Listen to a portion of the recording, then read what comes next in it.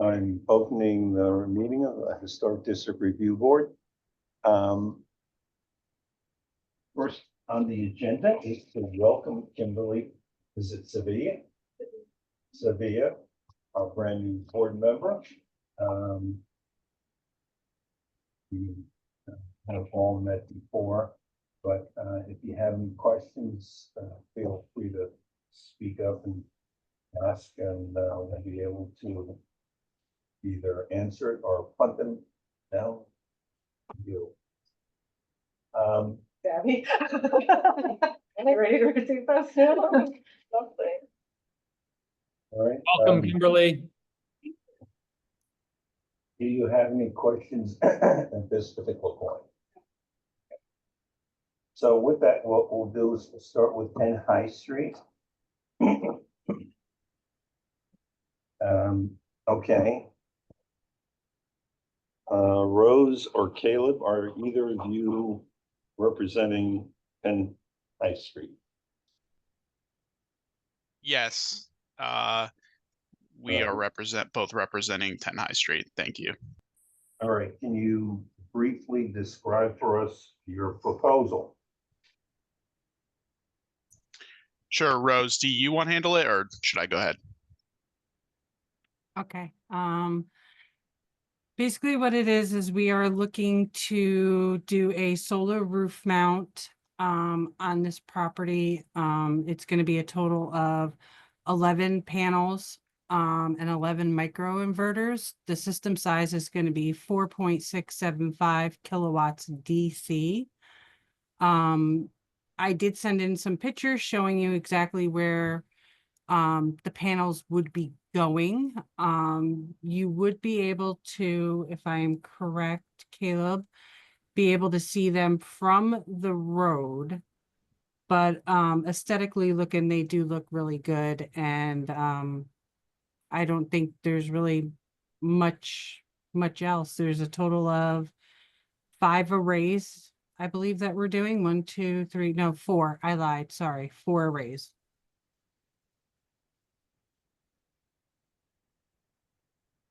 Okay.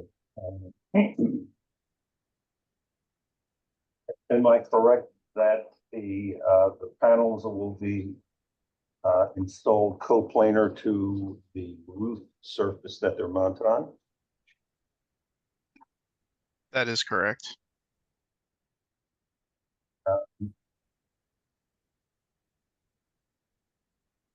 And we do have some pictures in case you guys wanted to see them. We could definitely share them. I'm not sure if they're in your packets.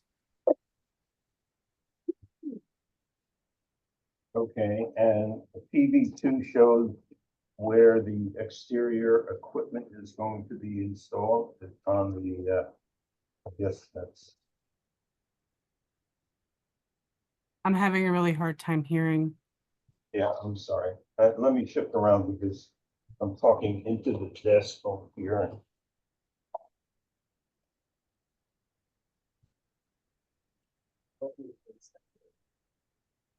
All the, if you are able to this, I'll also try to deeply just a little bit. Just hit the button. Can you hear me better? Yeah, it's definitely a lot better. Thanks. Okay. All right. So the exterior equipment or the, aside from the panel, the all of the exterior equipment, electrical equipment for the photovoltaic they're going to be on the southeast side, right? Correct. Yeah, it'll be right next to where the meter is. And like Rose said, we have some graphs and photos to kind of give you a sense of where it will be if it's not in your packet. Okay. I see the photos on the website. So do you guys have them there? Yeah. Okay. Okay. Details should cope. And it also shows where all the conduits are going to be going. And I believe there was one picture in particular that it shows the exterior solar disconnect and all that, where it's going to be placed on the home. That was on the email, not in. Yeah, it wasn't the email. That's what I was hoping to see there. Yeah, because I think the panels, the different zones have to be connected to one another, so there'll be conduit running. Yeah, there between- should be a picture of how the conduits are going to be run. We've been approving panels on the front facade of buildings recently, since the sun is where the sun is, but I am Okay, I think this shows how worried. the panels are connected. Yeah, that's, what do you think of that?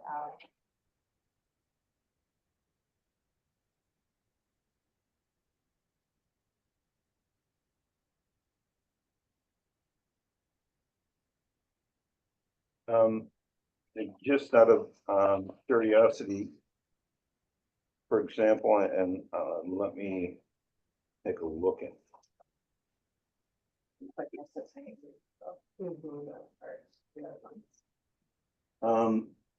The conduit between R4 and R2, is that going to be over the ridge of the roof, or can it be run through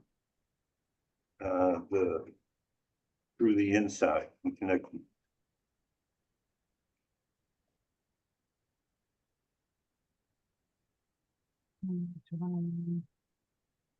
Let The me take, interior wall conduit to run main service panel, customer agrees. I'm showing just from our engineer notes that it's going to be going over. It's supposed to hook over the roof gable. Yeah, and I guess to me that's gonna kind of look cluttered. And so I guess my question is that can the conduit between R2, R4, and R3 be run under the roof? Hang on one second, let me find that out. I definitely can find that out for you.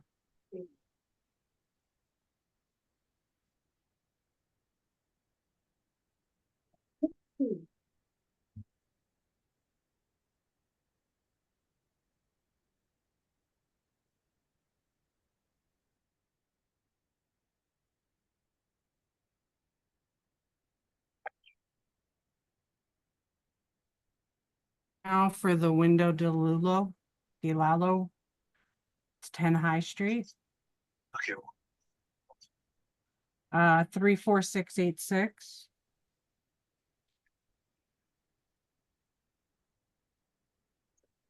On the gable there, we're showing that the conduit is gonna be going over.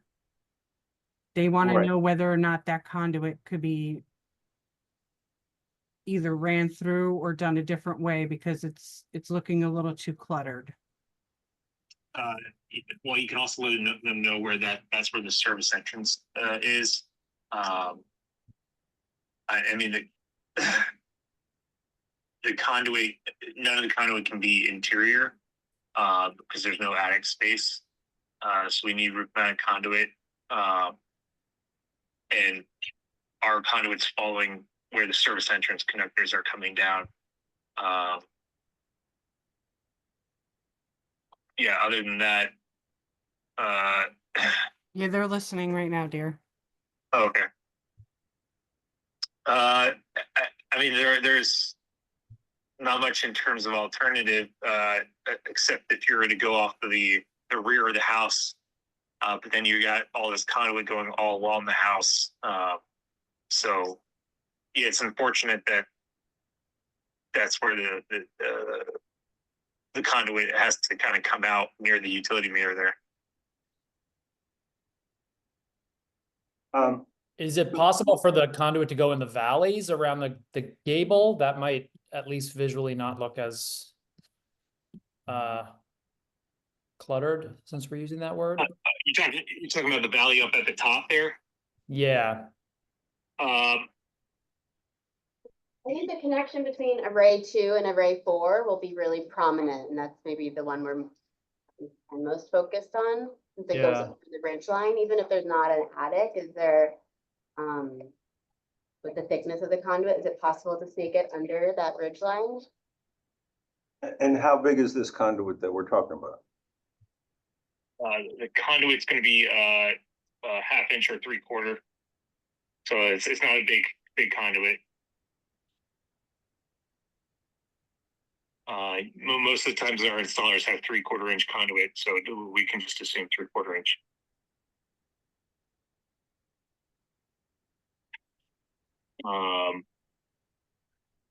Yeah, let's see here. So your main concern is between roofs 2 and 4?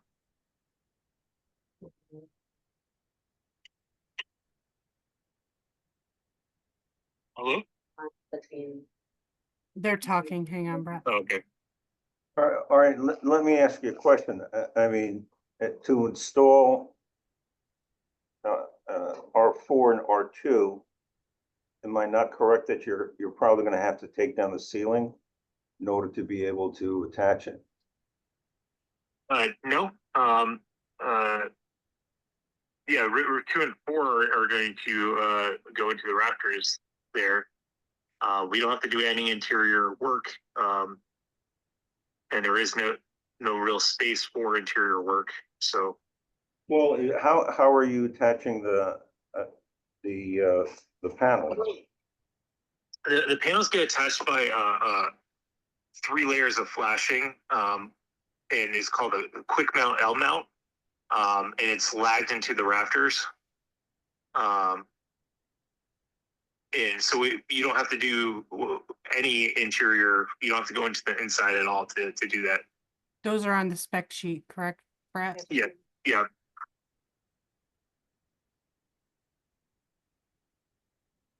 Yeah, everything else is vaulted inside that space.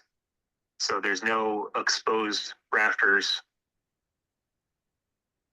and that, the southeast corner of the roof doesn't have panels on it, and array number 1, it's not symmetrical across that facade. Is there a reason for that? Can you repeat that? She's, Yeah, go ahead. array 1, it's not symmetrical on the front face of the house. It's not centered on the house. Is there a reason why there aren't, for example, 7 panels that are then centered? I'm just thinking of. Yeah, there's a tree right there that's just south of the house. And so, yeah, none of those modules would get any, they wouldn't get good production at all.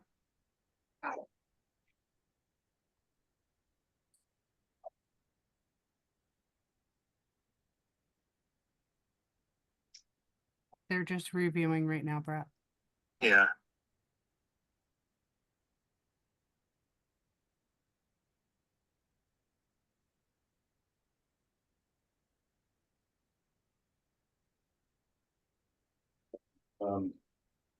I guess, let's go back to the question about,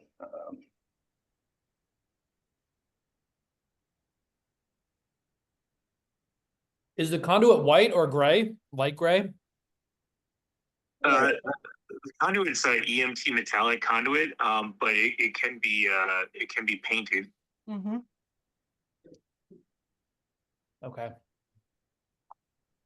We have done that before where we've painted the conduits. okay, now I'm looking at PV7, which shows the details for mounting the racks or mounting the panels. And it shows a screw that goes into, I guess, the sheathing of the roof. Yeah, a lag. Yeah. Yeah, It's a little bit beefier than a screw, but yeah.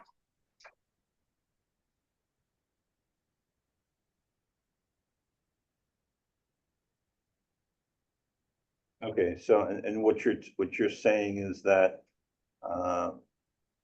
that lag, we don't have to deal with that lag screw or the lag bolt, on the inside. No.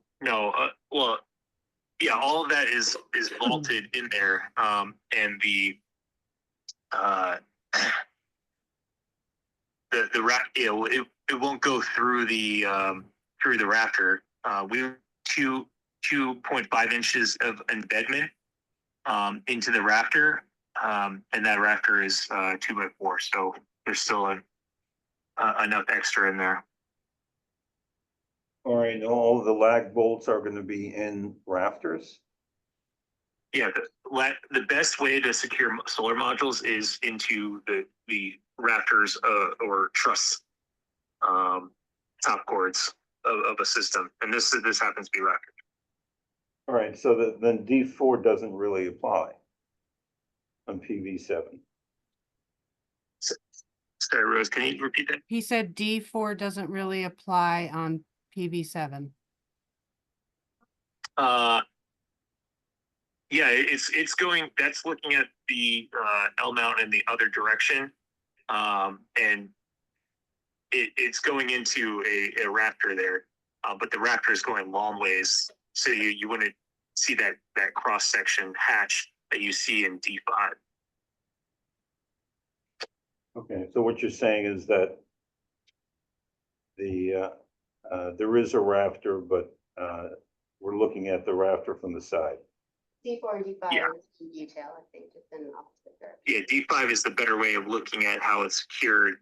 D4 is just how the L bracket and kind of looks up from the side view. These drawings are showing not to scale. What is the overall depth from the top of the solar panel to the top of the roof? We never go above 6 inches, and we always try to low profile it as much as we can. So you usually get it down to 5 inches.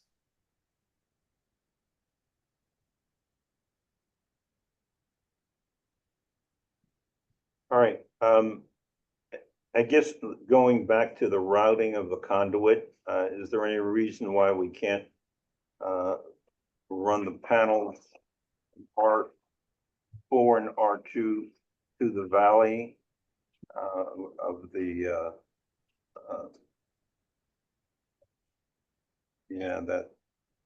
and then run that down to R3? I'm just trying to think of how it's going to be routed.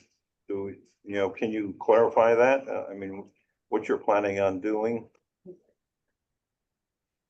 Yeah, I mean, typically, we try to do one L bend. I personally think it looks better if you do just square bends, do a 90 to the other roof. But I mean, potentially you could come out of roof 2 and then follow down the valley a little bit and then make another bend to roof 3.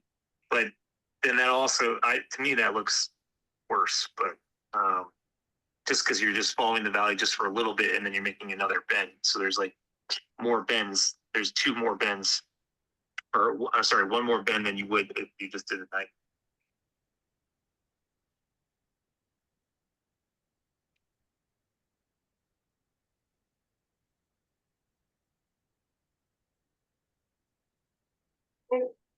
Which I already knew the answer to this, but the location that the conduit comes off the panel, is that the same? It's sort of set on each panel, offset from the corner a certain distance in each corner, or how much leeway is there? I've been staring at Rose, can you solar repeat panels now all over the village, and so Oh, hang on a second. I'm sorry. Could you repeat that? I couldn't hear what you said. I'm not sure if it's specific to different systems or if it's sort of there's a universal, but where the conduit leaves each solar panel, is that up to you all? It could be anywhere on the sides of the panel, or is it specifically 6 inches off of a corner or a foot off of a corner of a panel? Gotcha. Yeah. Yeah. So the conduit can come off of any location, but it's preferable for it to come off of where the rail's located. So it tends to be the conduits tend to be coming off either the quarter of the module from the top or quarter of the module from the bottom, just because we like to secure it to the rail, and then and then we secure it to a roof mounted flashing, and then that goes to up to the next array. Got it, thanks.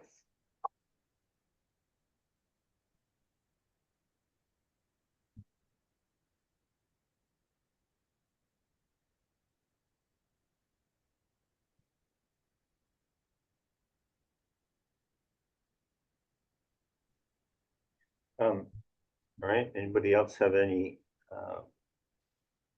comments or questions? I mean, I know it's not ideal the way all that conduit is run. It just seems obviously like we're kind of, there aren't a lot of options. I don't know whether going in the valleys are any better. I know I'm the one who asked that, but it does introduce more joints and more conduit in general. Is painting the conduit a light gray color to match the roof shingles, would that set anybody's mind at ease? Well, certainly, having the conduit painted to match the shingles is a minimum that I think that we would anticipate. I mean, like I said, we have definitely done that before and it is, very aesthetically pleasing. We've painted it to match, the sidings and stuff like that. So it's definitely something we are capable of doing. That would be fine for me. Customer has the paint. What's that, Brett? As long as the customer has the paint, their original paint, I mean, we can match it, but usually we just. Yeah, Well, he's talking about like when we've had to do siding, but for a roof, I mean, I'm pretty Yeah. sure we can find something to match that. Yeah. I have one final question about the actual box for the conduit that's here outlined in red. I don't know if this is something that's functioning still or not, the small. Oh, are you talking about the air conditioner unit? No, I'm talking about where you guys have, the box for the conduit for the solar panels. Yes. I'm just wondering if it can be shifted over so that it is closer to all of the other stuff for the house, like closer to the AC unit and the electrical box and stuff, and it's not so close to the street. If that's possible, that would be ideal. Brett, do you know what they're referring to? So, yeah, electrically, we cannot place anything in, we need 3 feet of, working clearance. That's the National Electric Code, and you need 30 inches of width of wall space for working clearance. So you cannot place it in front of the AC unit. I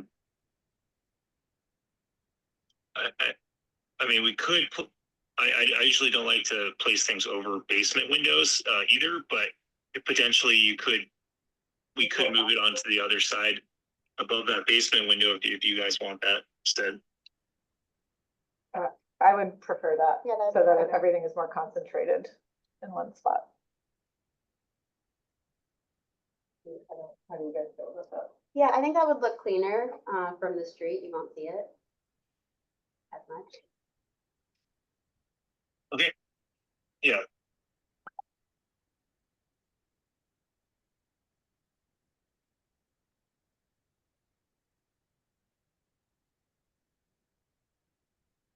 Okay, so basically, are you guys gonna need revised plan set? I do have a question. Is it Sure. possible to go off of the left side of R4 and connect to R1? And go off this side of the roof and then down to here?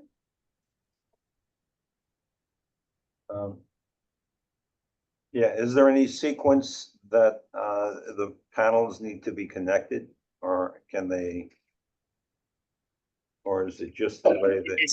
It's such a small conduit route. There's no voltage drop issues. So the conduit could go up if you're asking for it to go up the west side. It's just going further away from where it needs to go, but yeah, it could go up that way.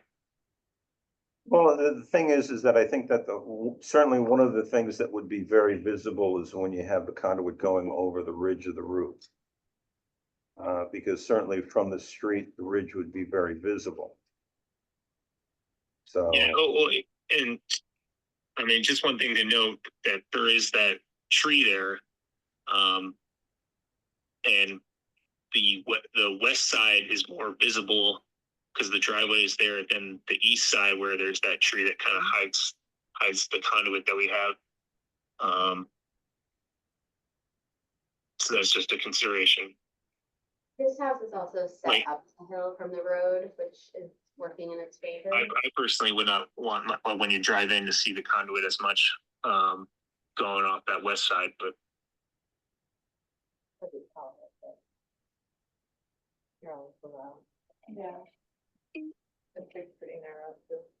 It's not so visible. I would think it's not as visible in the public way. Going over the bridge line. The Yeah. bridge, yeah, maybe right back it's set. And it's small. Which is shallow, we're gonna see the sides of the front panels.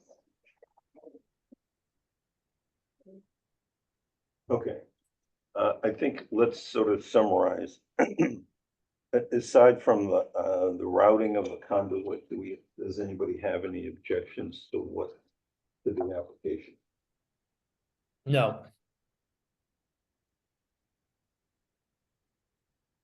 There's no We heard from the version, California No. contingent. No, assuming there's no version that we could simplify the panels, then then I assume they would have been, no. Okay, so then let's talk about the conduit. Conduit seems to be the only thing. First of all, the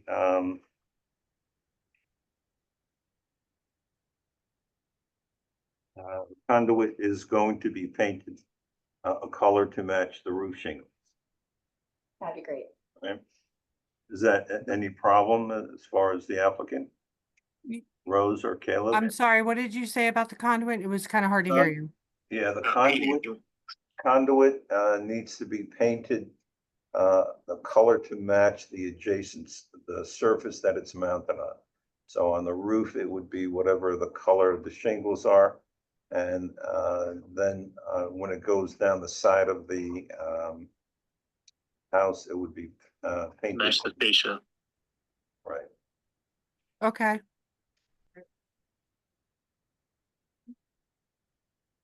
I'll put notes in there for Miss Ally. Brett.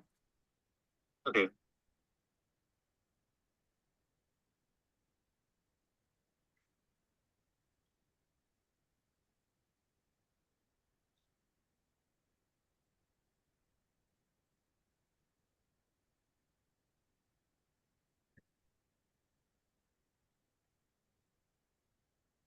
Okay, now as far as the routing can,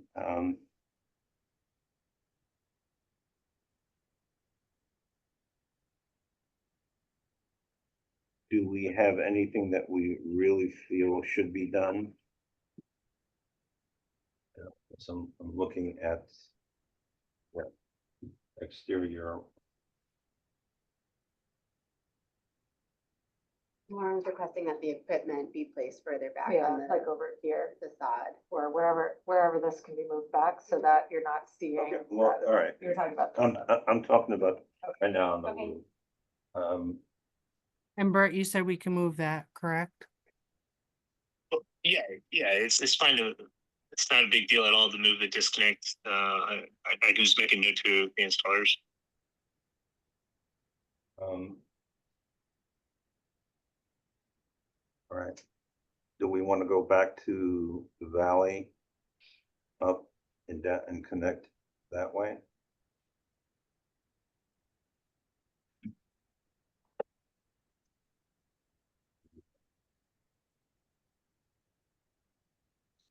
To me, I think this is probably the most objectionable is On the ridge, yeah, it's right on the ridge.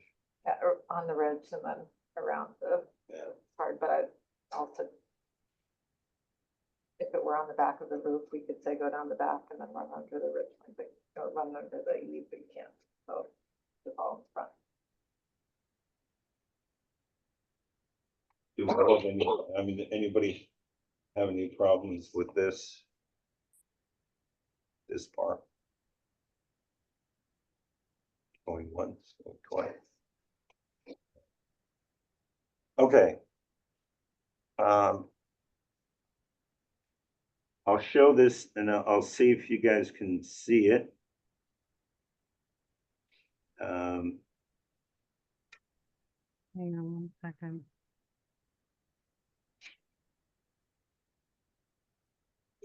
Anybody I have? can't see it from here. I don't know if it needs to go on that. Here, I'm gonna snap a picture for you. All right, so what we're proposing is that the conduit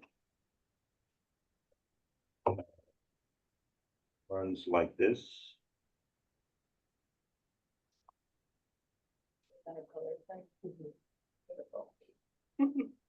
Up the ridge.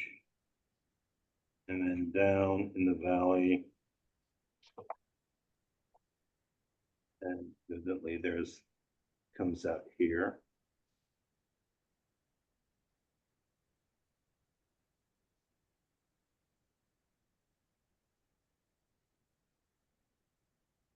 Okay, Brett, hang on, I'm gonna snap a picture for you.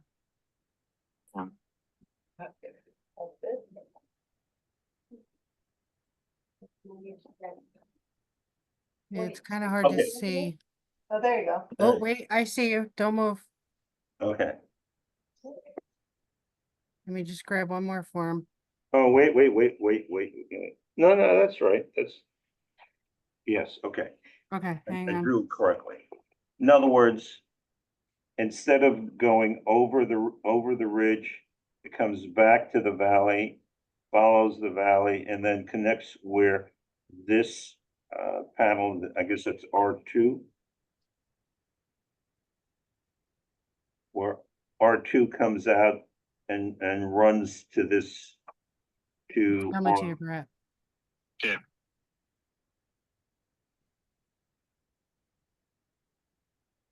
It says up the gray on Are the you able to see it, hon?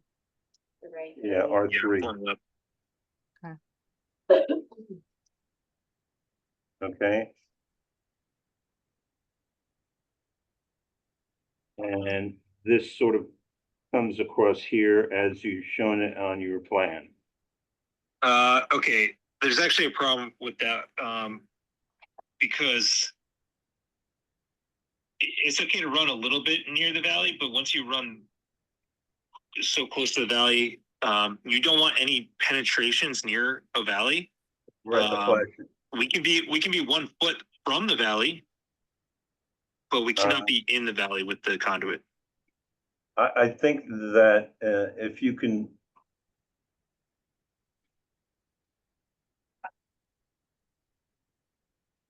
Because you're talking about The conduit penetrating. needs to be secured, and you can't secure it inside the valley, but we could like offset it by a foot or a foot and a half. No, I would rather keep it less because I don't think you have a foot or a foot and a half. I think that you have the flashing, and typically flashing is, you know, something like 4 inches to either side, maybe 6 inches, all total. No, it's definitely a company policy of ours to not be within 1 foot of a valley. It's best practices for the industry. Well, You can't have you're any, showing, yeah, you're showing, penetrations. wait. You're showing that you're crossing the valley, so, you know, how can you keep a foot away when you're running it, running your Yeah. conduit through How the valley? you do that is you put your penetration within 1 foot away from the valley, and then your 90 doesn't need to have a hole on the roof, and you can go further down and then put another connection, so you don't need something in the valley when you do a 90.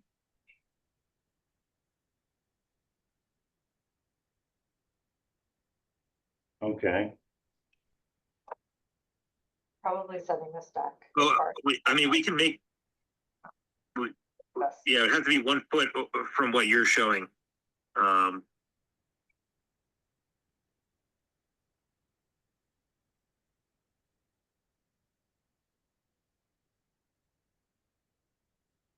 It's still gonna look like it's coming over the ridge. So I mean, personally, I think just going over the ridge cap is gonna look better than. well, we disagree. I and understand. non-new counts, sorry. Um, But this conduit is off of the roof. We're required to be like an inch off of the roof with the conduit. And yeah, when you're looking at it, you're gonna see it from going actually over the ridge line if you're looking at it from the front with your design. Because you're gonna have to be a foot away from the valley, and then you're gonna have to be you're 1 inch up. So at a certain angle, you might look at it and it might look like it's above the main ridge line of the house. Now, I'm not talking about the dormer ridge, but the main ridge line of the house. but why are we talking about the dormer of, rather the ridge line of the main roof? This elevation, if he has to be an inch above this valley, and this is snapping a few 2 points, that it might get high there. Can R2 and R4 move further back? By 6 inches, a foot? How tight can they get to the valley? Well, how close they can get to the valley? Yeah, can you move R2 and R4, correct, back?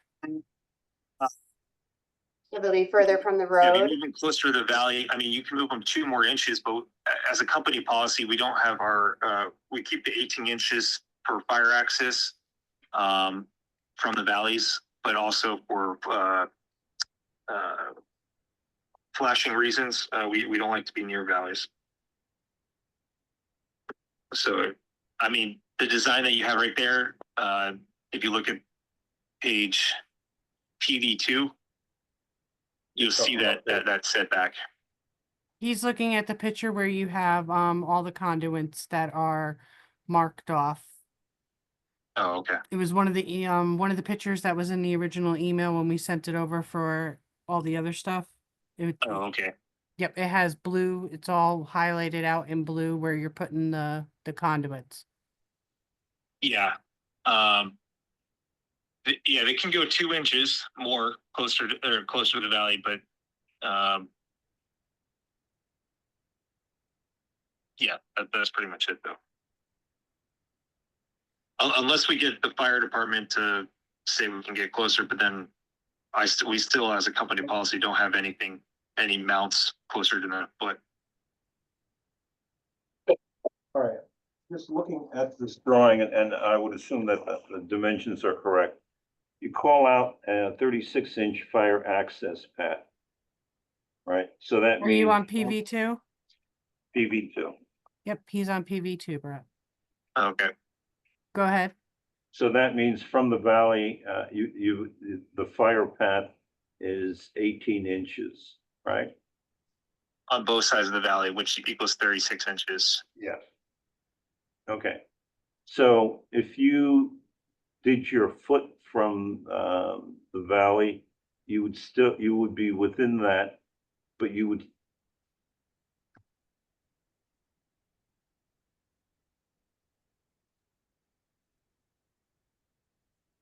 Yeah, I mean, we can go a little bit closer, but it's not. I mean, we're talking only like a couple inches. We're not going to get right up to the valley. Yeah, that's fine, but I think if we can do, I don't know, Al's, if you're saying it's 6 inches or whatever it is, I think the goal is to get it as tight as possible, so it's less prominent from the road, and so the conduits also set back as far as possible. Because the further Sure, it's sure. set back, the less visible it is from the road, and that's what we're concerned about. Okay, as well, tight- as 6 tight as inches. it We can can do be. 6 inches. Okay, so then, again, we're just talking about the connection between R2 and R4. Correct. So that's going to go back as close as possible to the valley. And they're saying they can take both R2 and R4 and fight them back 6 inches. So That those is fight correct, back right, 6 Brett? inches, and then that. Sorry, conduit- say that, Rose. They're gonna take R2 and R4 and move them back 6 inches. Move them, yeah, further north 6 inches towards closer to the valley of the dormer. Well, then they would be. But we still encroaching need the 18 on- inches. We need the 18 inches from the ridge there. That's for sure code. All right, but if you're looking at PV2, you're encroaching, if you move it back 6 inches, you're encroaching on the 36-inch fire access path. See the building department having issue moving it a little bit closer, in that, because of how you would step up, we would still have the 36 inches, as soon as you put your first step onto the valley, because we're only going 6 inches, so it won't be going to where you actually would be stepping up into the valley. Or we could just move it 2 inches and be fine too, but You're talking about moving. you're not gonna notice 2 inches difference. I personally, just to get my little 2 cents in, I don't think any of this is making that much of a difference or moving the needle one way or the other. We have solar panels all over the village. We have solar panels on Main Street. They're very visible on all sorts of properties. This is on a side street.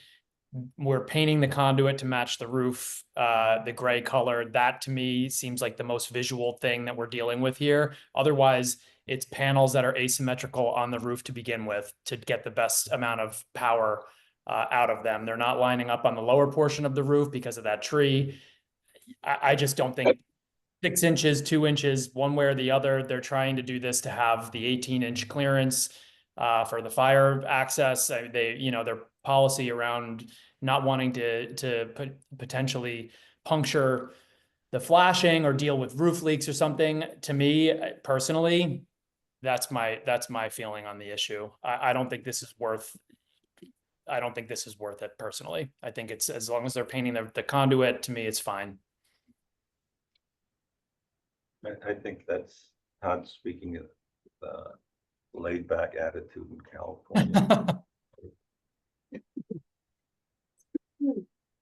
He I mean, looks very laid I back. hear you, I I- feel, Yeah, I agree. I agree with basically what you said. I think that my only concern really has to do with this, the routing of the conduit to try to keep it as unobtrusive as possible. Yeah, it's definitely not, it's not ideal. That is for sure. I just think even running it in the valleys and stuff, it's like you end up with more. So if they Well- can move it a couple inches, sure, but as a homeowner, I certainly wouldn't want somebody making exceptions to their company policy to get closer to flashing just to, I have. Well, I agree that it shouldn't go in where the flashing is, because you're trading off solar power for a leaky roof. Yeah. But I think that the conduit should be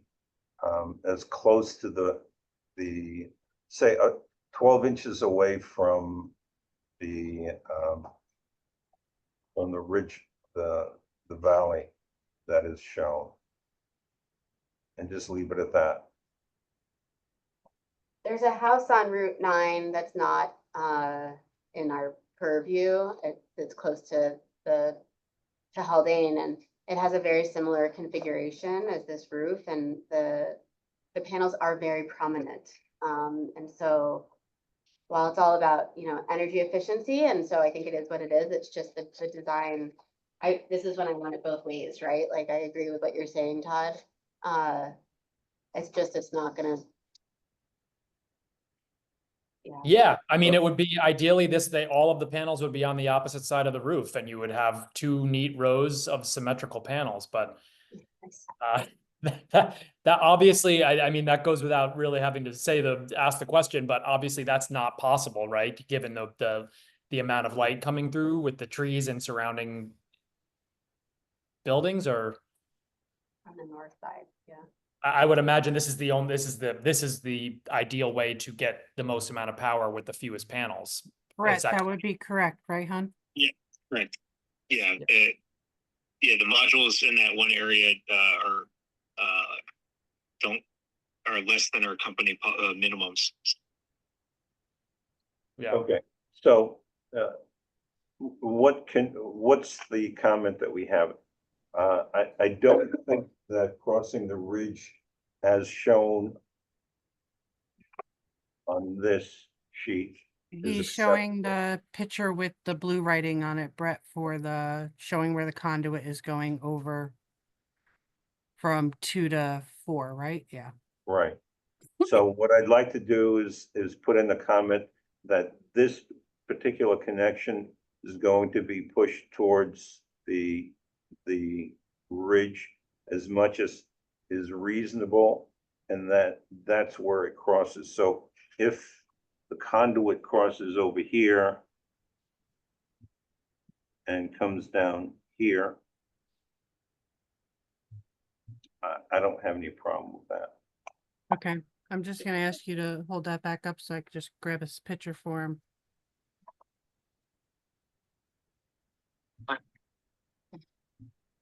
Oh, just And just I hang don't on, know Brett. if any of you have seen a street view, but you can't actually see the dormer. You wouldn't actually be able to see the conduit from the street.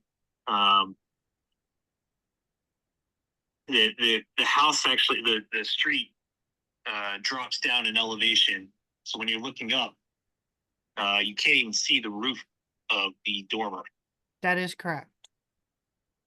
That's if you're standing right in front of the house. But if you're standing across the street, you would see the ridge of that dormer. I think there's enough trees that would block that view. No, because the tree would then have to be in front of growing out of the steps. Oh, hang on. I'm gonna grab a picture of that. Just keep holding it up, sir. Oh, hang on. Oh, here we go.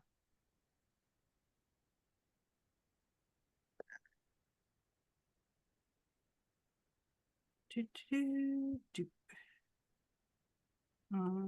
Done.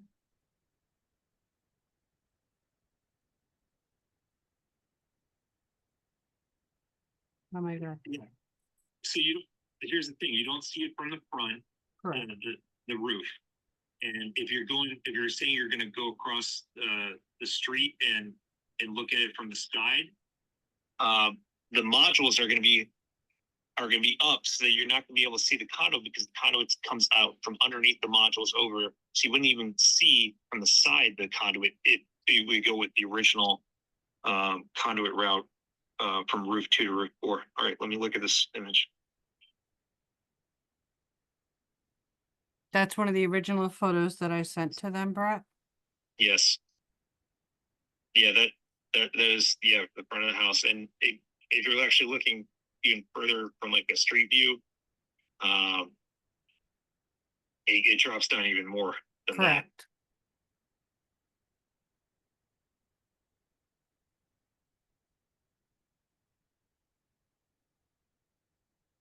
We just say, push everything back as far as possible. And lift Well, everything I mean, and based back on and then- the plan, doesn't look like there's really a hell of a lot. The change is relatively minor. We're talking about moving it back towards the valley. I feel Correct. like It's, I believe you said 6 inches, correct? right. Yep, we're gonna move it back, and I mean, we could even still at that point even paint it too if you wanted to. Okay. Yeah, and honestly, given the dip in the street, I think 6 inches would make like a decent difference just in terms of visibility. Because it Okay, does dip down are we quite a talking, bit. when you say 6 inches, we talking about the conduit or the panels? That would be the modules, because the conduit cannot be 6 inches from the valley. No, let's say the conduit's 12 inches from the valley. Isn't that what Yeah, that's your fine. company policy says? He says 12 inches is fine. Okay. So I'm proposing that the conduit be, instead of crossing at the ridge over here, goes back to 12 inches from the valley and crosses it that way. You got that, Brett?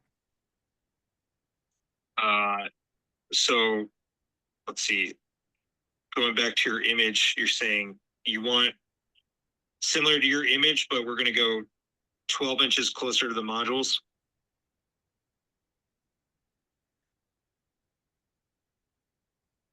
No, I'm saying we're 12 inches from the valley of the dormer.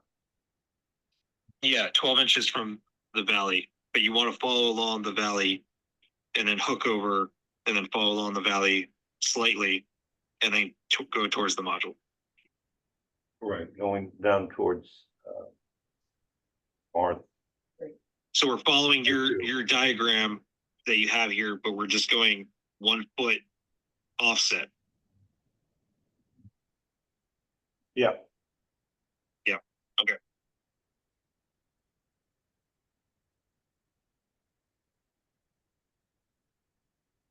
I think, Hang on, if you're gonna hold that up, I'm gonna grab a picture, so keep think holding it's- it up.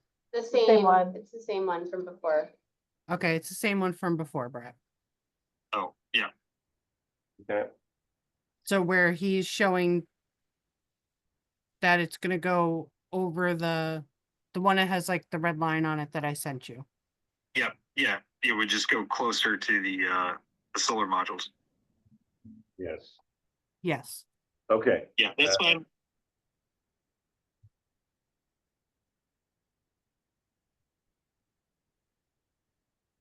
all right, let me find where I'm keeping my notes.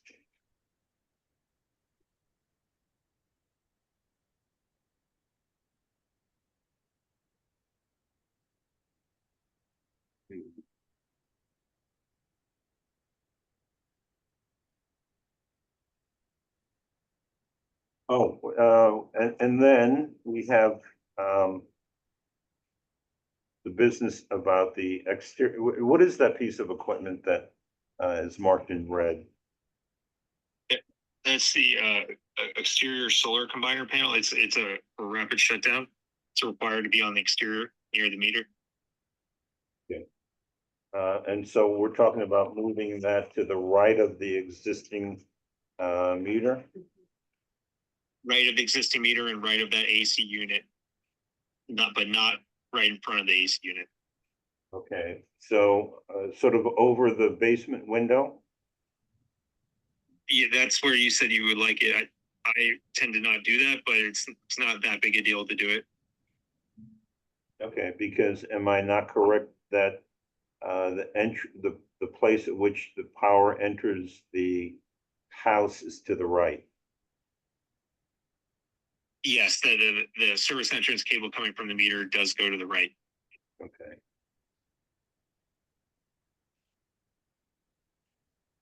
So yeah, moving it to the right does equal less conduit. okay, so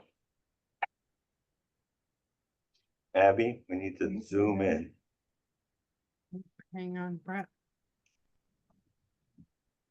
Oh my God, get out there. Hang on, I gotta bring up the camera. Wow, Okay. this is I'm gonna get paid extra work on this one.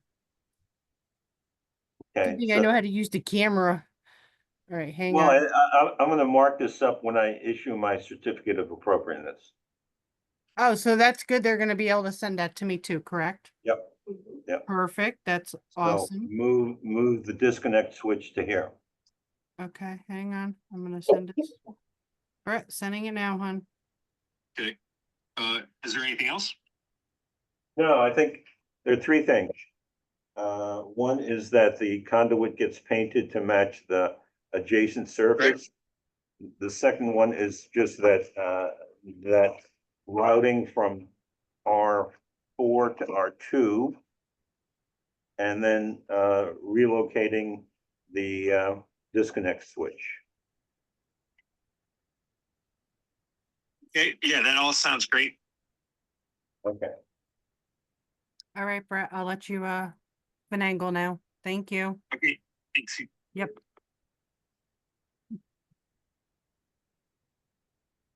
Okay, so, do I have a motion to approve the application with the three changes, three modifications? Motion to approve the application as modified. Do I have a second? All in favor, say aye. And- Aye. Okay. Okay, you got it. Great, thank you, everyone. Thank you. Thank you. Thanks so much. Have a good night, everyone. Okay, good night. Good night.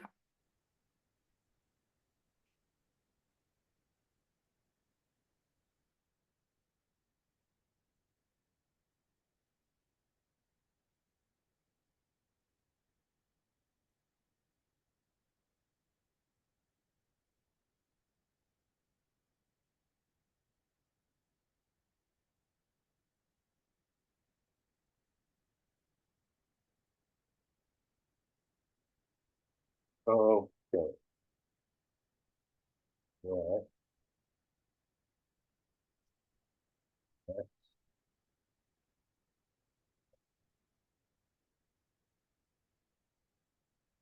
Okay, with that, we now have.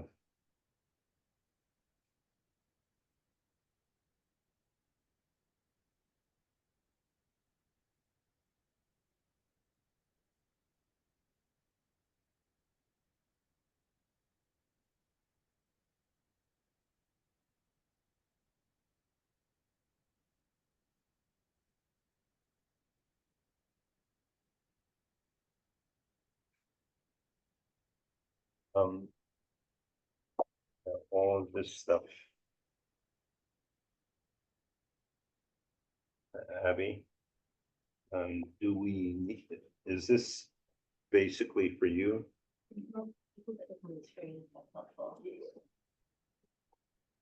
Okay. This is the 10 High Street. Thank you. All right, and I'll take this and. Okay, 5 Furnace Street, come on down. All right, everybody get up and stretch.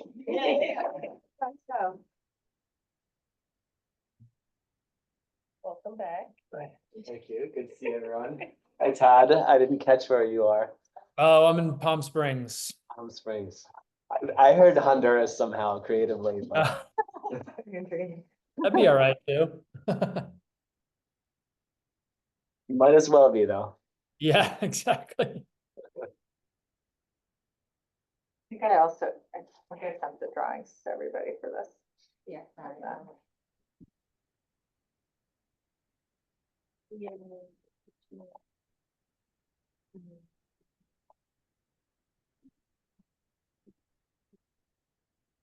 So we've got a modest proposal. Yes, So, talk to us. okay, so as you know, we've reviewed together, our proposal for doing the second story addition to our house. And it went well. I think we together came up with a great solution. We are asking for durability's sake to switch from wood windows on the outside to clad wood windows on the upper portion and an aluminum frame, both painted. They will look the same at the lower portion. Want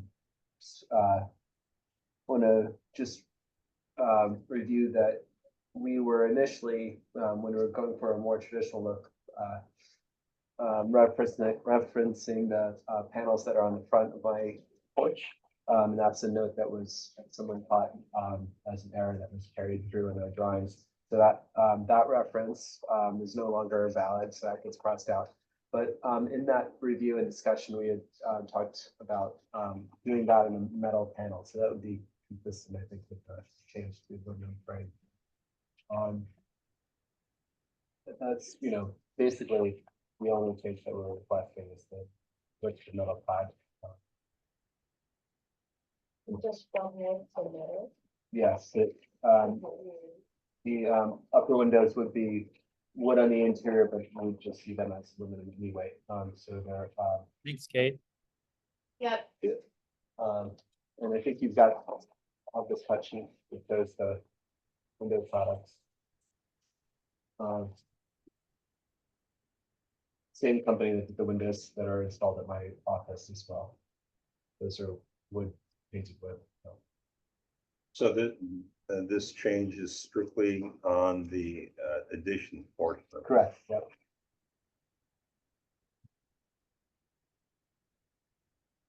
So it's the large fixed glass window at the porch location. Correct. Correct. Yep. Is that it? Because I see two different files. Also the porch. The porch, yeah, so the lower porch Okay, windows, and then the upper windows for the addition only. got it. Those are not visible from the street though, right? Correct. The Yep. rear So it's facing? just that one, and then the lower porch window there. That's it. Yeah. Got it. So really, you would see two windows from the street that would change. And you're saying you're planning to paint the aluminum to, Yes, it'll be factory painted. Okay. Yep. It's a Schuko system for the larger pane. got it. Anybody have any questions? Todd, do you have any other questions? Mr. Window Man? Yeah, I mean, I think it's fine with me. The back is obviously a very modern addition, and it's gonna be painted wood versus painted aluminum clad wood. I don't have a big issue with that. Kimberly? It's not gonna be from the street and in line with the that for the addition.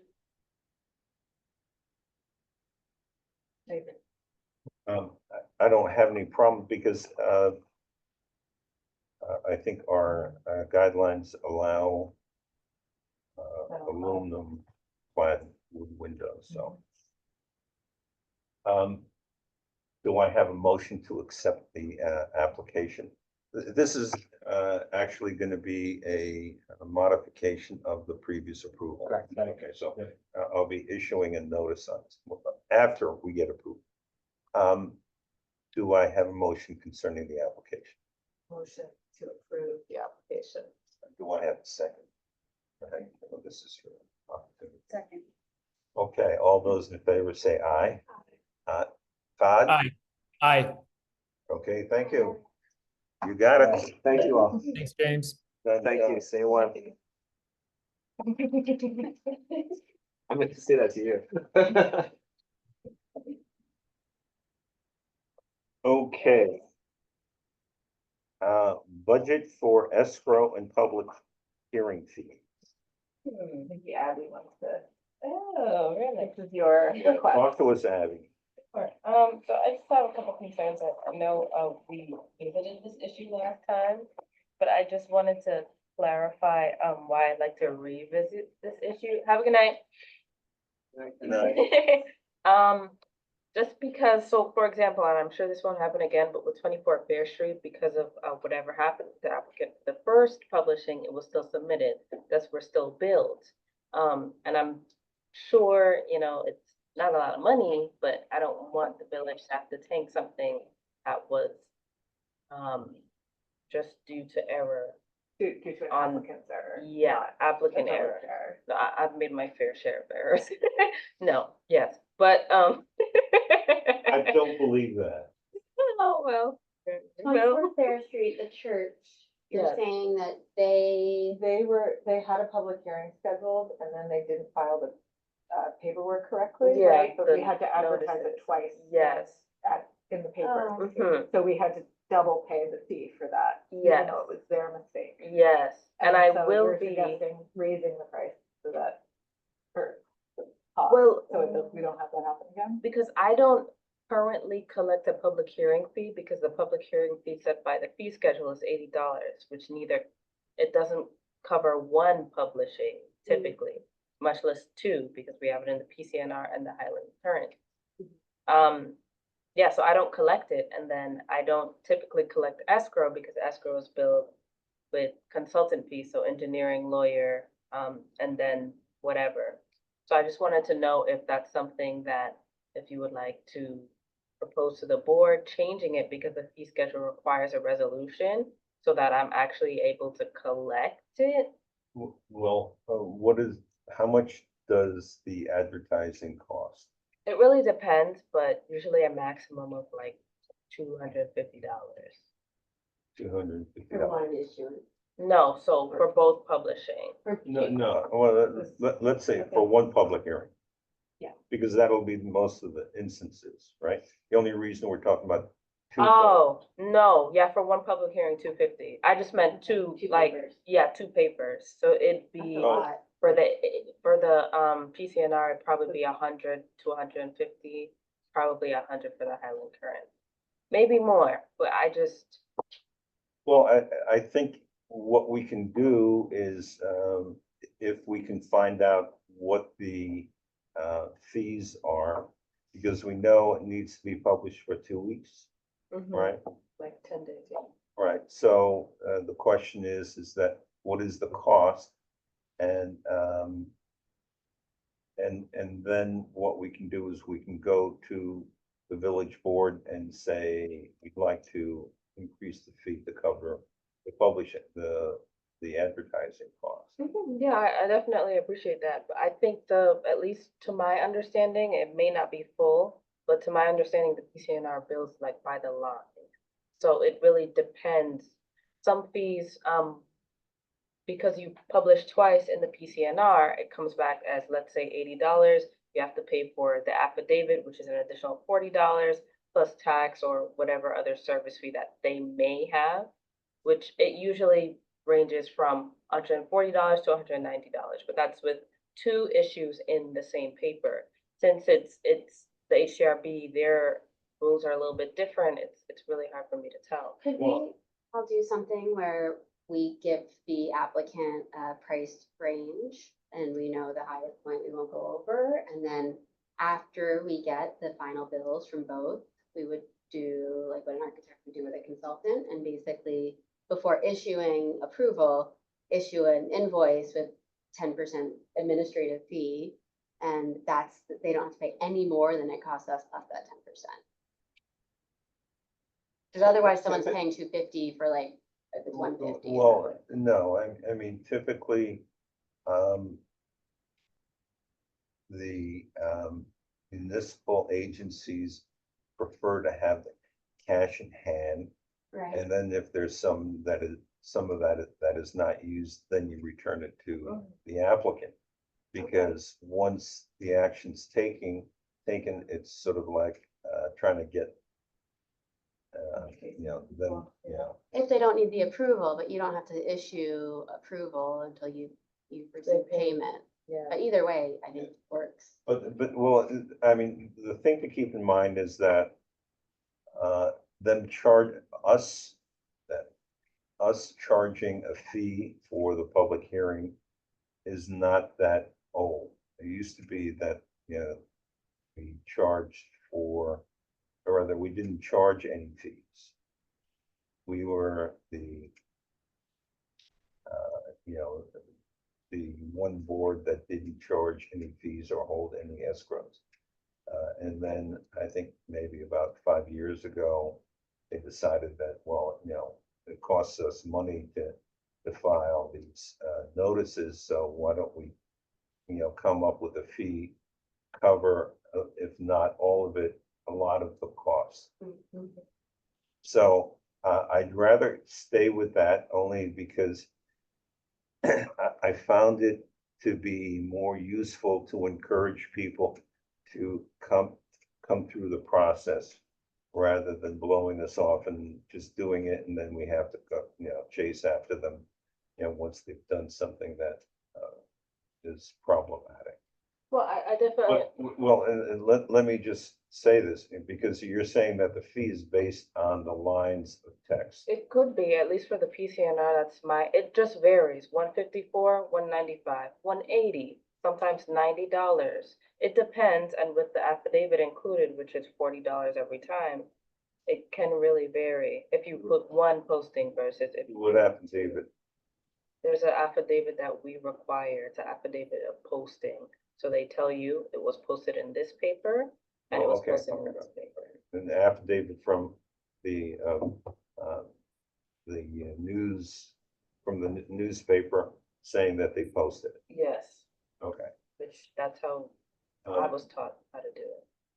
Well, the only reason that I asked the question is that, what I've noticed is that, the public notices can be simplified a little bit. Okay.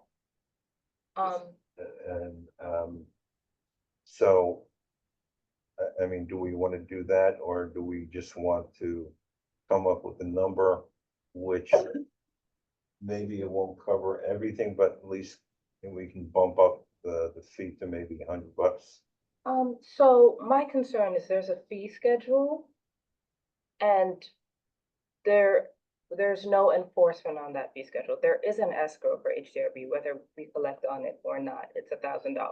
There is a separate public hearing fee for $80, which does not cover the total of one, let alone two publishing. This is a problem, and I would really like to create a solution. The solution would be to change the fee so my administrative task can be easier and I can collect on it rather than chasing down an applicant. It would be, I think, reasonable if there were one or two public hearings a year. There are multiple, and they cost us, I can't give you the numbers, I'm not too good on that, but usually $100, $150 every time. There are 10 public hearings for that year. That's $1,500 plus the vacancy posting for the HDRB. I'd just like to bring everything accordingly so that if somebody asks me a question about this and I'm able to do the background stuff, I can answer them properly. I think the balance that Al is talking about is, and it predates you some, but people not wanting to come in. And if they, I mean, just Kent applying for the signage, it was the fee to come in plus a signage fee. And it was $125, $150. And that, when you're opening a new store, like that's actually like, oh God, like that's not in our budget. This sucks. And so I think when you're redoing your building and you start to add this fee and that fee and this fee, it can get overwhelming. And we want people to feel confident coming in that it's not such a heavy lift. And so if there's a balance where the fee isn't high to the point that it covers everything no matter what, if it's just enough to like get us a little further along, and it's a fee that people know and can expect, I think finding that right number that feels better for the village and okay for the applicant is the balance that might be best to strike for now, and maybe we can revisit it again in the future. Okay, I appreciate your comment. I respectfully disagree. This is a process. And if you need a building permit and the building code, the village code refers to board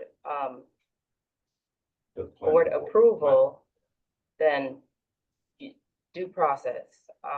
That, and if I'm asked a question, it would really be helpful for this to be set in stone so Well, that I'm able to complete what I need.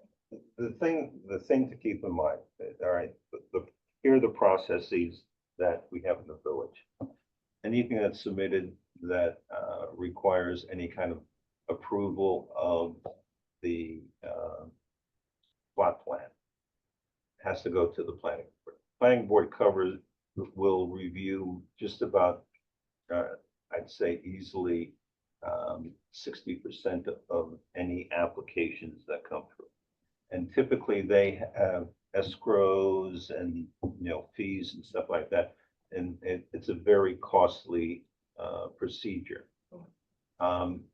The zoning board, it's a zoning board of appeals. So once somebody's had an application that's been denied, then they can go for a zoning reason.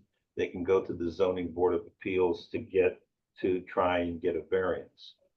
So, usually once they've gone through that process, they're pretty much invested in.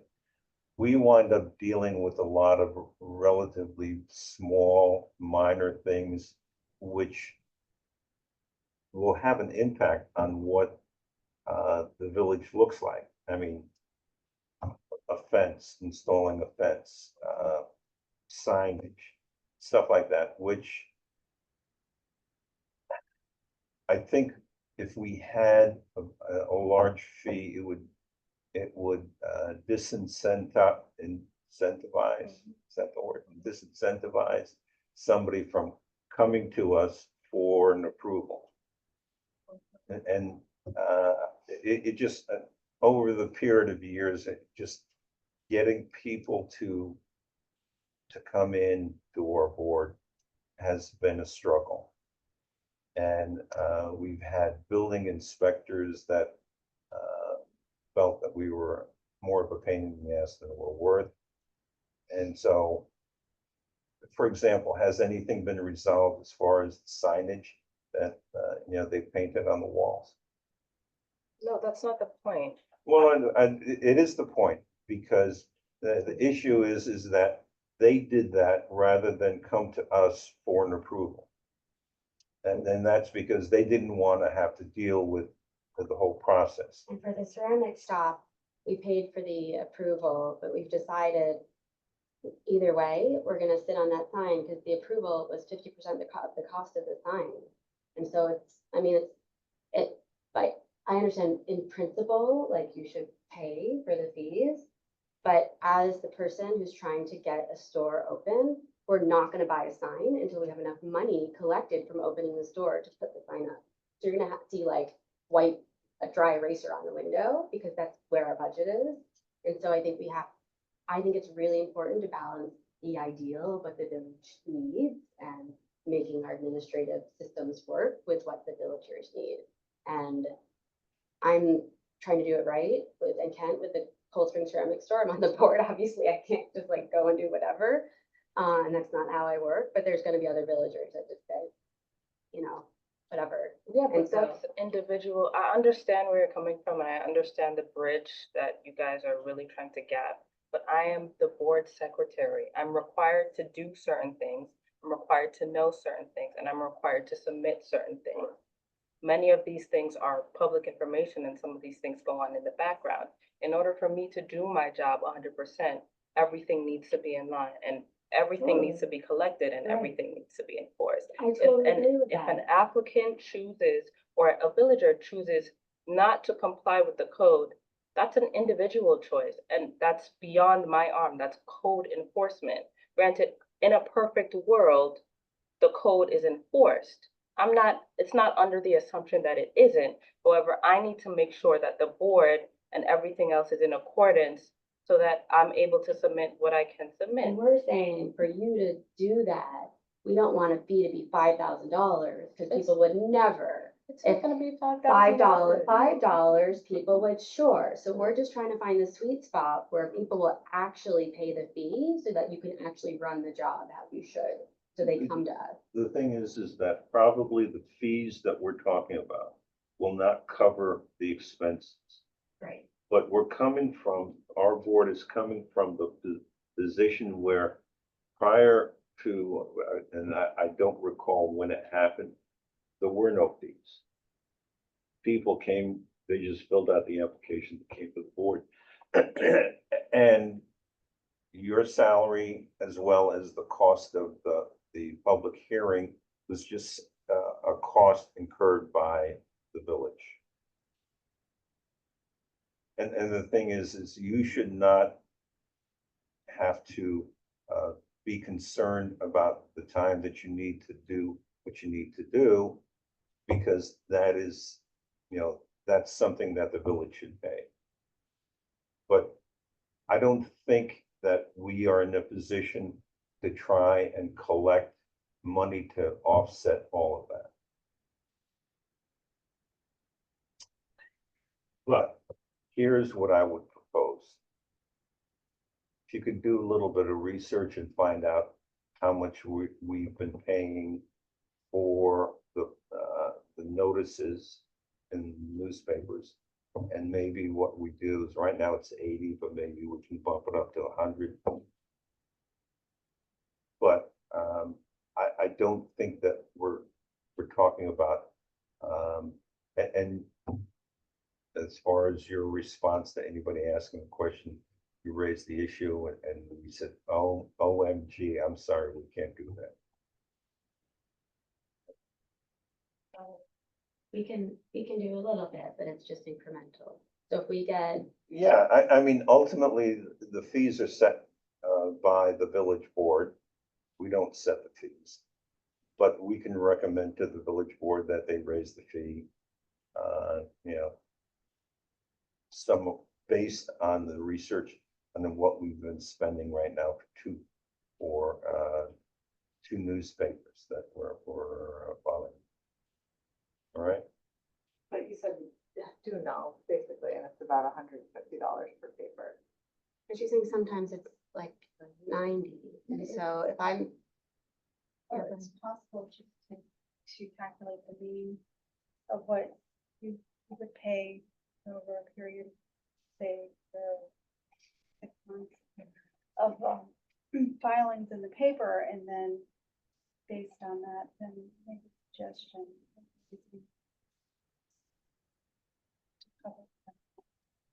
Okay. all right, because again, it would be our recommendation to the village board, not to say they'll have to adjust the fees accordingly. Okay. All right. smaller. HDRB database. Now, I don't wanna, I know we need to shift, but since I did have the experience of applying for signage, why is there a fee for the HDRB and then an additional fee for the signage? So it costs more to request a sign than it does windows.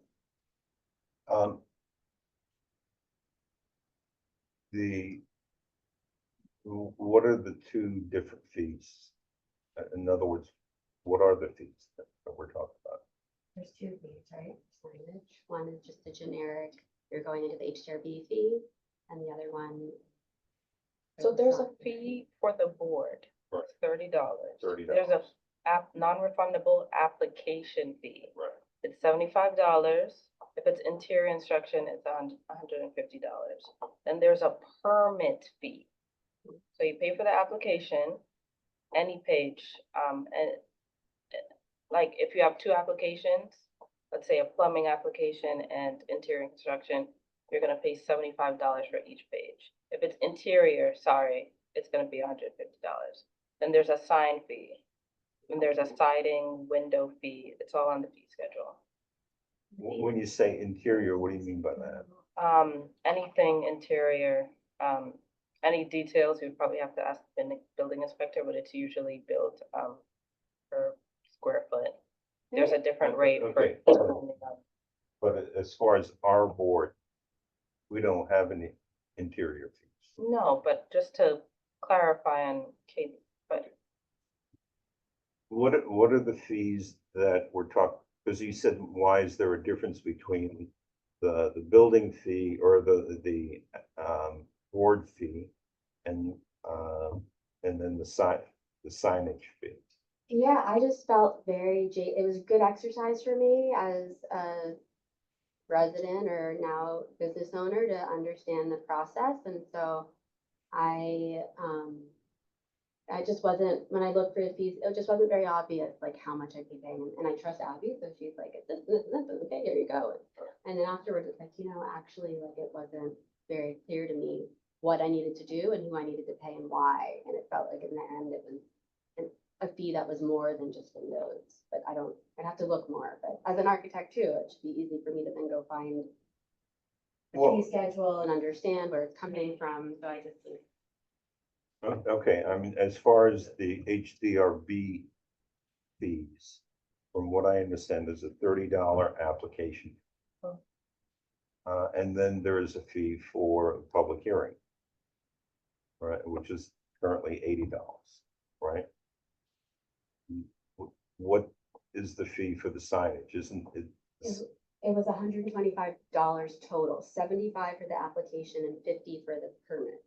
That's what you wrote in your email. Okay, so then you're talking about the permit for the signage, I guess so, but separate okay, from not the our board, Okay, okay. so the 75 was the application for the board.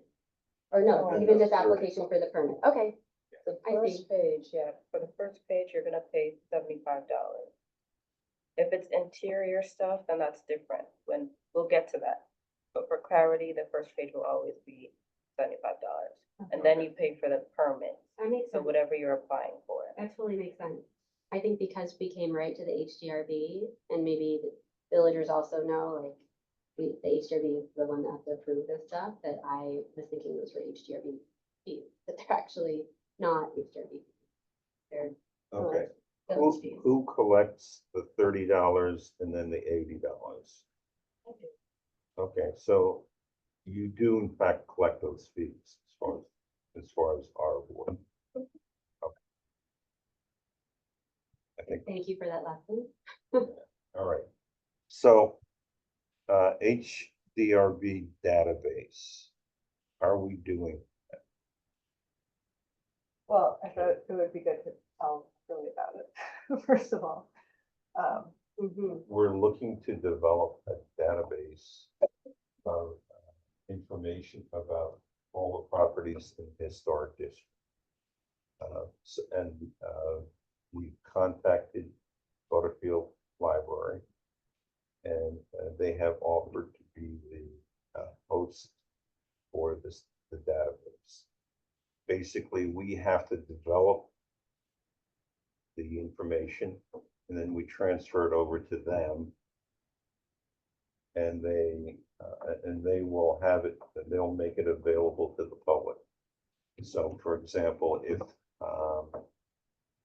as a homeowner, you want to make some changes, but you want to find out some information about your house, you should be able to go online through Butterfield Library and find out information about your house. So that's what we're working on. And Kate is working on the first 5 addresses. Al signed me up to work on the first 5 addresses. I'm not sure I agreed to it. Lauren created a form that's based on the prior form that exists online already in Chris, and the Putnam history is in that form as well. And so we're building off of that, and over time, as these applications come in, we'll add to it. And so we've, I think, assessed how many properties there are, and understand that it's a task to start to put them in. We'll put them in over time. We do want to be able to make this usable in sooner than 20 years, right? And so figuring out how many we can do and who's doing them, and if we get an intern, for example, that's sort of in my mind where we've left off. Well, and then also, I've been forwarding all of these Preservation League, or I forget exactly who it is that keeps sending me brochures, but SHPO. SHPO they're looking for another series of grants, and a lot of the information that we have was done under that grant program. So we can look, see, and maybe what is the assembly, and this is why if you could, take the step of trying to set up these 5 trial properties, and find out how much you need to know and whether or not we can turn it over to an intern. What information's in that?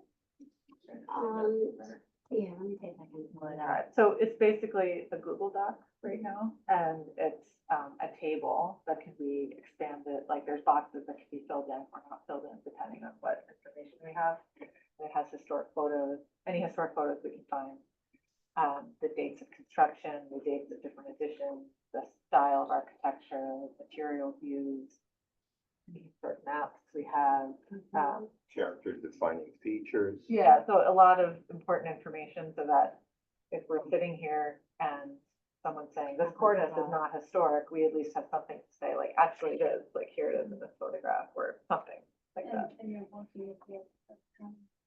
No, No. we used to, since they have a database, this one, I can show you two actually. This was the original. The thing is that we have a lot of data. It just hasn't been organized. So these are the original forms. that Which you can't exist add to. in the village. Hunting History Museum has them, Chris has them online, the library will have them. They were created in the 70s and 80s, a photo or two of each property, the date, the condition, etc. So these are really helpful when someone's like, my house was built in 1990. It's like, no, look at this, 1890, and then, you know, someone added on to it. And so But Lauren, we're not, we've modified the format of so that. this one is Lauren's Google Doc that we can, she uses her own house as an example. You know, we can have a historic map that's dated with the property, right, images, and then all of this data that she's suggested, and I think we've all reviewed. And Yeah. so, We had at one point paid firm called Larson Fisher Associates, and they did they came up with an Excel spreadsheet which had a lot of the information that would go into the database. And we also had some volunteers, including our California volunteer, who took some photographs of structures. So we have a lot of photographs which we can load up into the database, but we need to get it started. Since Kate, you did not volunteer and but did graciously accept this task, what about we each fill one out for our respective houses, which are all in the district? Ding, ding, ding, ding, ding. thank you, Todd, I love that idea. And then, I mean, we've already got one, guys. And then we'll all have our head in it and know what we liked and didn't like and how it should be modified. I love that.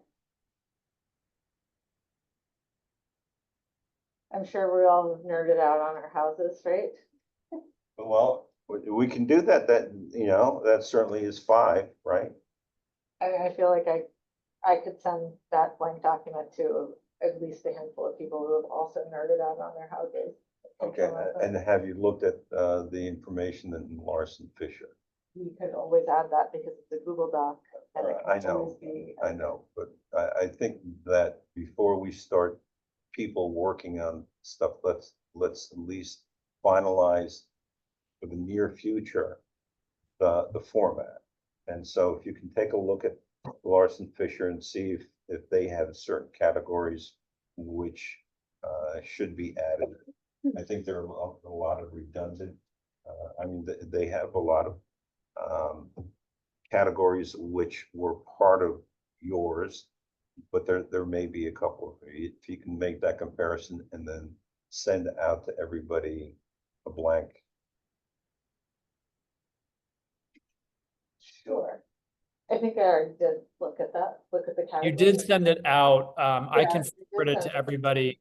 I'm just looking to see if there's a way in Google. It looks like you can like open a template or you can do a new document from a template, but I'm trying to figure out how to make the template that we could then I can send you guys a blank one, but you could just duplicate that document, delete the cells. okay. And then send that blank document to everybody, but still save that original. Right, I could- that and also we need to give Kimberly access to the Google Docs. Yeah, I just sent this one to her, so she has it. I think it is nice, like I would want to see Lauren and then make mine using her language. And so even her formatting, like date of construction, she has circa 1880. So when I'm typing it in, I'll know, oh yeah, okay, circa 1880. I don't need to say 1881 or 1882 if I'm not sure. Maybe that's a bad example, but further down, windows currently vinyl 1/1 replacement, like all the text that she has in here, I think is a nice guide. So I would almost say this is a good template with her text in here to guide You us. can just delete Yeah. whatever cells. Yeah.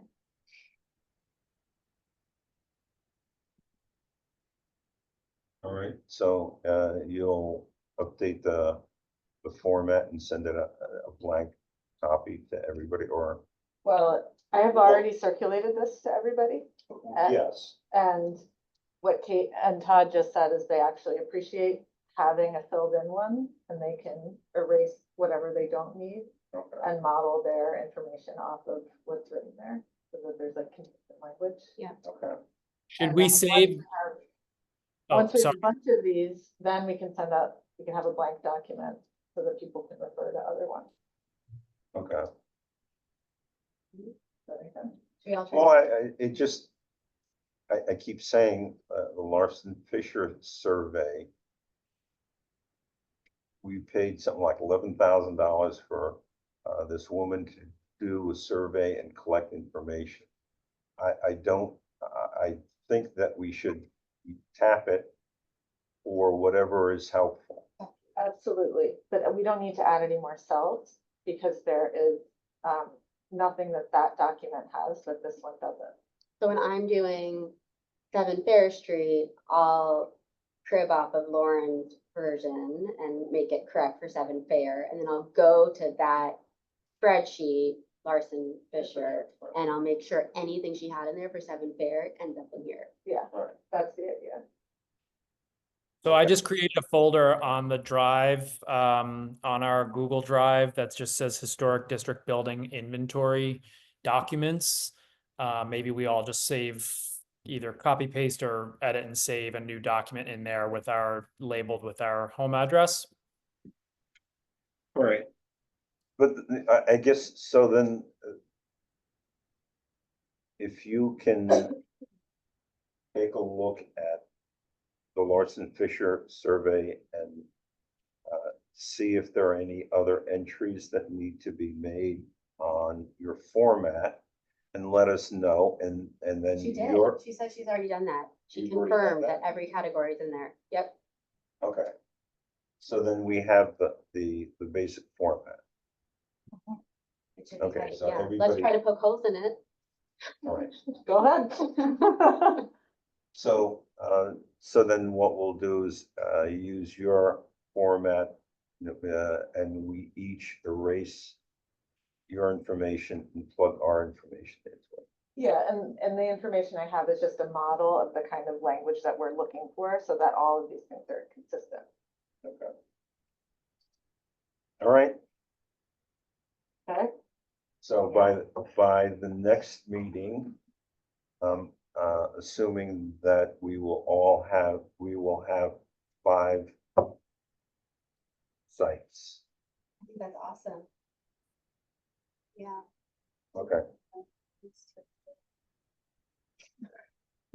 Yours is mid-century, right? Yeah. Yeah, that'll be a good, that's actually a nice balance. all right. Great. Anything new from California?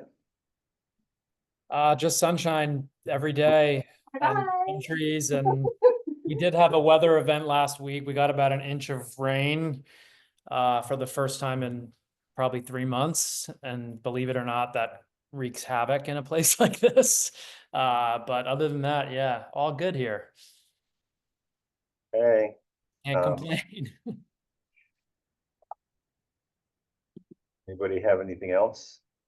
Do I have a motion that we adjourn? I'd make a motion to adjourn. Second? All in favor, say aye. Aye. Night, guys. See you next month. Good night. Yep. Bye.